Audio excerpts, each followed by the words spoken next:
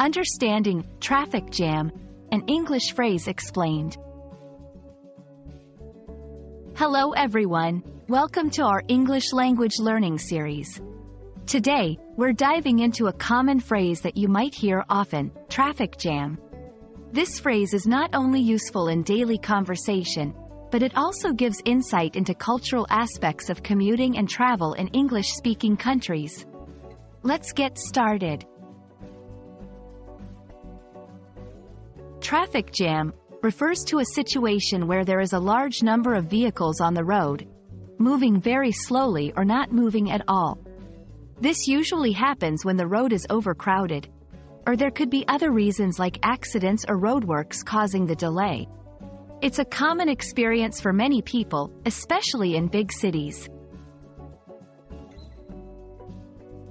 The phrase, traffic jam, has been in use since the early 20th century. It combines traffic, meaning the movement of vehicles and pedestrians on roads, with jam, which in this context means a crowded or blocked situation.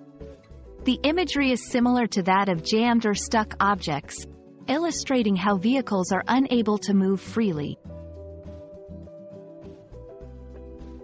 1. Example: I was late to the meeting because I got stuck in a traffic jam.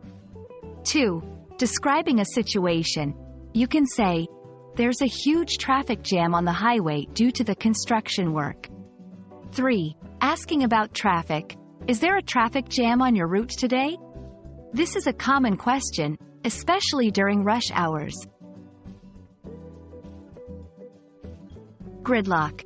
This term is often used interchangeably with traffic jam, but it specifically refers to a situation where the traffic is so congested that it is almost at a complete standstill. Traffic snarl up. Another synonym, used mainly in British English. Bottleneck. This refers to a specific area where traffic congestion occurs, often due to a narrowing of the road. That's all about traffic jam, a phrase that's as common in conversation as the experience is in many of our lives. Remember, understanding phrases like this not only helps in improving your language skills but also in connecting with the cultural context in which they are used. Hope you found this explanation helpful. Happy learning, and see you in our next video.